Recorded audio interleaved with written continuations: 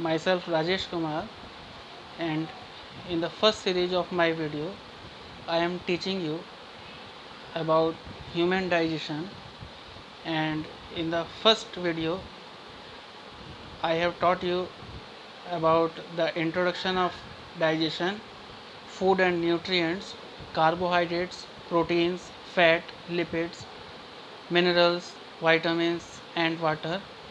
And I also clear that कि जो section हमने अभी लास्ट वीडियो में स्टडी किया था उस सेक्शन में से मिनिमम 1 to 2 क्वेश्चंस जो हैं वो नीट में हर साल पूछे जाते हैं।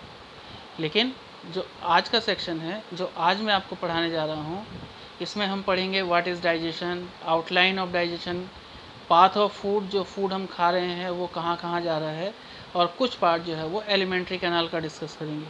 और मैं आपको बताऊं कि आज के वीडियो में से भी कम से कम 1 से 2 क्वेश्चनों का जो वेटेज है वो नीट के एग्ज़ाम में आता है। तो ध्यान से देखिएगा। एक बार फिर से डेफिनेशन देख लेते हैं। Digestion is the process of breaking large insoluble food molecules into the smaller molecules for absorption into the blood stream.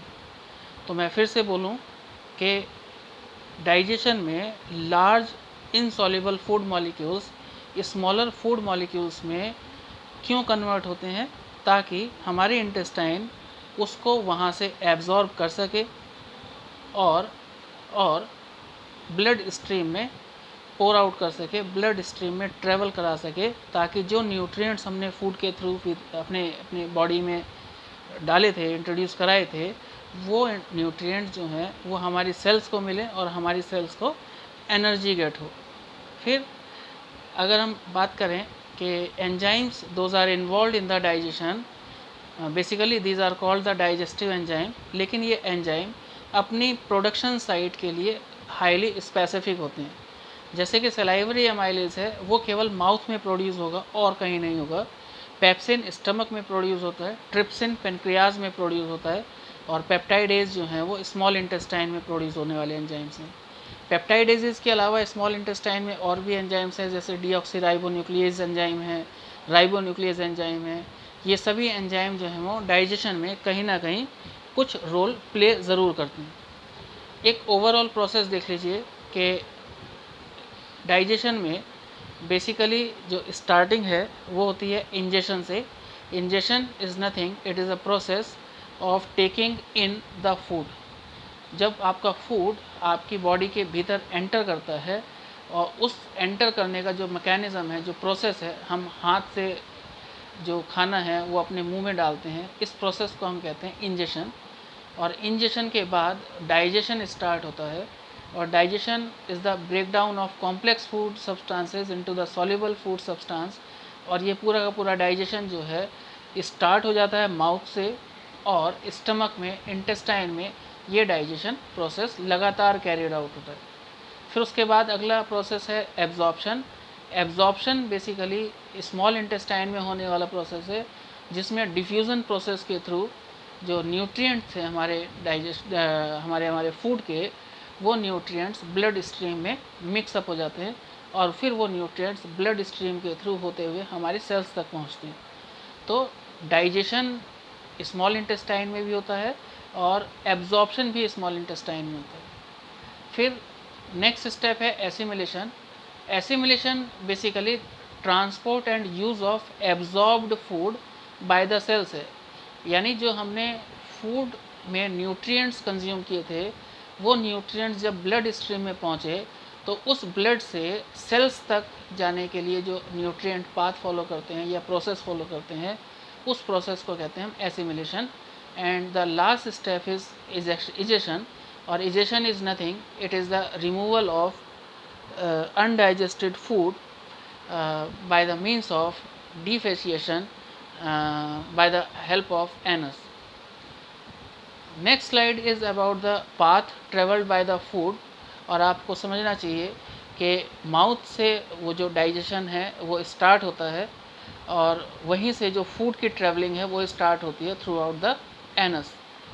Mouth में जैसे ही हम फूड को रखते हैं और उसको मैस्टिकेट करते हैं, तो हमारे दांत जो हैं वो एक फ़िज़िकल प्रोसेस स्टार्ट करते हैं जिसे मैस्टिकेशन कहते हैं, और हमारे माउथ में ही कुछ ग्लैंड्स हैं जिन्हें सलाइवरी ग्लैंड्स कहते हैं, तो वो सलाइवा रिलीज़ करती हैं और सलाइवा जो है केमिकल डाइजेशन स्टार्ट करता है माउथ के भीतर ही।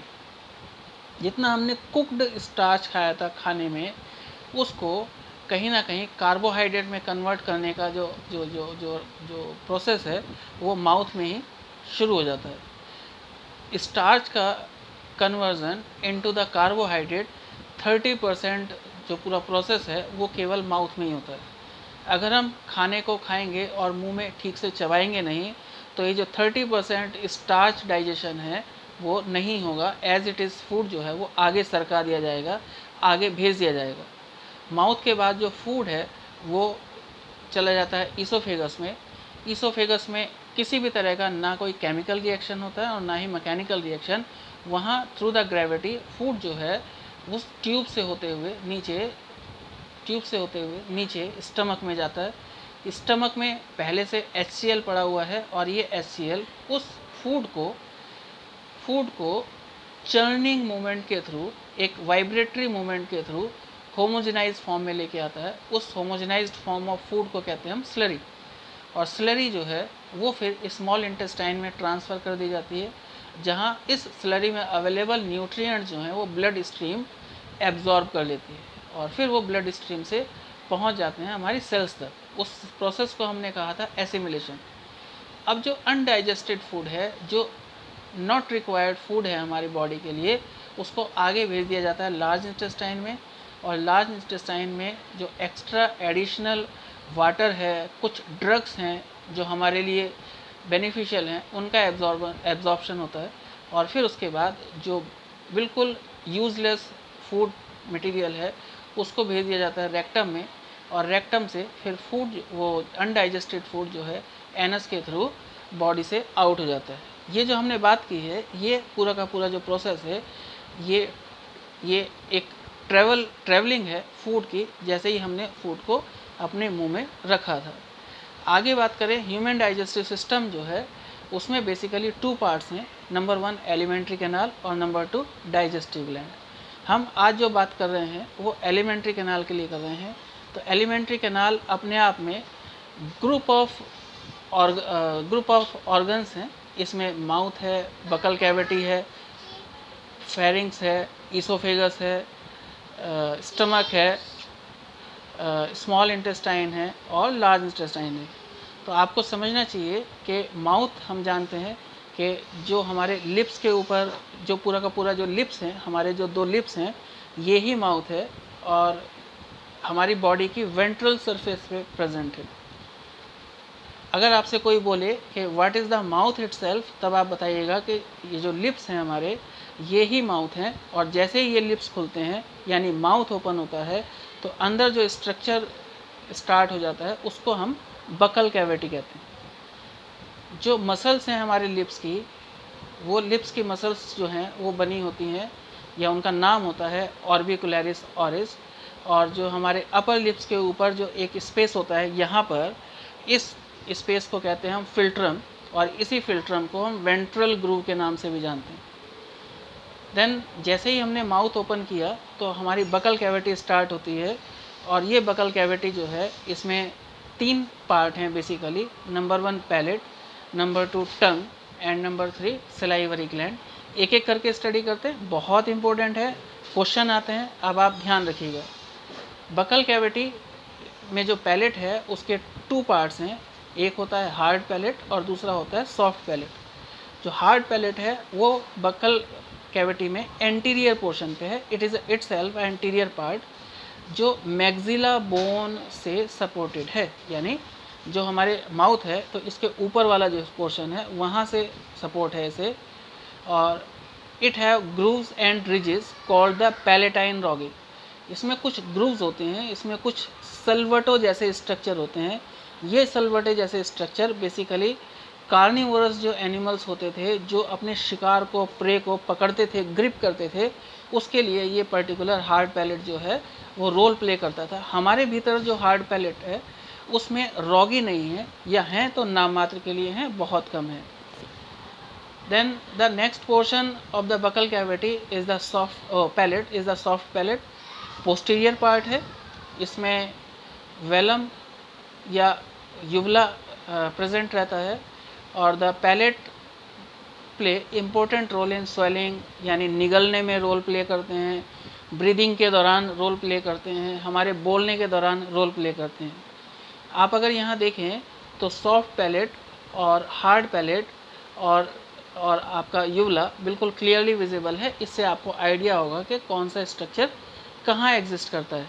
इस डायग्राम में टॉन्सिल्स भी दिख रहे हैं आपको कि टॉन्सिल्स कहाँ होते हैं. हम सब जानते हैं कि टॉन्सिल्स स्वेल कर जाते हैं, तो टॉन्सिल्स की जो एग्जैक्ट लोकेशन है वो आप इस डायग्राम में देख पा रहे हो. देन बकल कैविटी में सेकेंड स्ट्रक्चर है टंग का. टंग is nothing, it is a testing organ which is also helpful in swelling and mixing the food. तो फूड को निगलने में काम करती है, फूड को मिक्स करने में काम करती है. It having the voluntary muscles voluntary हैं इसमें, और attach to the buccal cavity by the frenulum linguae. This is the structure which attach the tongue to the buccal cavity. बहुत इंपॉर्टेंट पॉइंट है नीट के पॉइंट ऑफ व्यू से. Its posterior part is connected to the hyoid bone. Hyoid bone से इसका जो टंग का पिछला हिस्सा है वो कनेक्ट रहता है. टंग के इटसेल्फ अगर हम कैटेगराइज करें तो इसके टू पार्ट्स हैं, एक पिछले वाला पार्ट है और एक आगे वाला पार्ट है. जो पीछे वाला पार्ट है उसे कहते हैं हम फेरेंजियल पार्ट, जो अपने आप में 1/3 पार्ट है, एंड द जो आगे वाला पोर्शन है that is called as papillary part, जो 2/3 पार्ट है. जो फेरेंजियल पार्ट है उसमें किसी भी तरह की टेस्ट बर्ड्स नहीं होती, जबकि पैपिलरी पार्ट जो है उसमें टेस्ट बर्ड्स पाई जाती हैं जो डिफरेंट टेस्ट के लिए रिस्पॉन्सिबल है. मैं अभी आपको आगे बताऊंगा कि कौन सा टंग का हिस्सा है जो टेस्ट के लिए रिस्पॉन्सिबल है, बिटर के लिए कौन सा है, स्वीट के लिए कौन सा है, ये सब. फिलहाल आप देखिए कि पैपिलरीज कौन कौन सी हैं टंग के ऊपर. There are 4 types of papillae over the tongue, that is circumvallate surrounded by the wall. एक स्ट्रक्चर है जो वॉल से घिरा हुआ है. फंजी फॉर्म जो है ये मशरूम शेप्ड पैपिलरीज हैं. फोलिएट जो है वो लीफ शेप्ड पैपिलरीज हैं. एंड द फिलीफॉर्म जो है वो फिलामेंट शेप्ड हैं. फिलामेंट शेप्ड पैपिलरीज जो हैं वो सबसे ज़्यादा हैं नंबर्स में, and these papillae do not have any taste bud. Then this is the diagram of a tongue. Then you can see over there the foliate papillae, फिर vallate papillae, fungiform papillae and filiform papillae. और यहाँ पर आपको एक structure दिख रहा होगा foramen caecum. Foramen caecum जो है वो बेसिकली एंटीरियर और पोस्टीरियर टंग को डिफ्रेंशिएट करता है, बीच में पाया जाता है. This is the another diagram of tongue which is representing the area which is sensitive to the bitter taste, sour taste, salty taste and sweet taste. It is also another important diagram for the NEET exam. आप ध्यान से देखिएगा. Next part है buccal cavity का, that is salivary gland. Salivary gland itself a exocrine gland and produce saliva through a duct system. So these glands are also called as duct gland. These glands are of 3 types. Number 1 parotid salivary gland, submaxillary salivary gland and sublingual salivary gland. अगर हम gland की बात करें तो what these gland actually secrete and from which duct these gland provide their secretion. Another slide, very important slide for the NEET exam. आप देखिए parotid gland जो है वो उनका जो सिक्रीशन है वो कहीं ना कहीं सीरस वाटरी है. सीरस वाटरी मीन्स कि पानी के जैसा है लेकिन सीरस इन नेचर है. और इसकी जो डक्ट है वो जिसके थ्रू ये अपना सिक्रीशन रिलीज़ करते हैं उस डक्ट को कहते हैं हम स्टेंशन डक्ट. साइंटिस्ट के बेस पे नाम रखा गया है. फिर सब मैक्सिलरी ग्लैंड है, इसका जो सिक्रीशन है वो सीरस म्यूकस है, थोड़ा गाढ़ा सिक्रीशन है, और इसके लिए जो डक्ट है उसका नाम है वॉल्टन duct. And the third gland, that is sublingual gland, that is and the secretion of this gland is saliva, and the duct is known as duct of Rivinus. Important. Now we talk about the dentition. teeth system. Teeth itself are the masticating organs derived from ectoderm and endoderm of germ layer. And in human beings there are 4 type of teeth: incisors, canine, premolars and molars. Incisors are responsible for cutting and clipping, and canines are responsible for tearing and holding, while the premolar and molars are responsible for crushing and grinding. यहाँ पर tearing की spelling गलत हो गई है, आगे से हम ध्यान रखेंगे, आप थोड़ा एडजस्ट कीजिएगा बच्चों. Then the next slide is also about the dentition. There are 2 terms, that is heterodont and diphyodont. Or heterodont means the having 2 set of teeth in the complete life cycle. That is in human being, first set is milk teeth and the second set is permanent teeth. And another term is diphyodont, that is teeth arise twice in a life. Then dental formula is an expression of number of teeth of each kind in 1/2 of upper and lower jaw.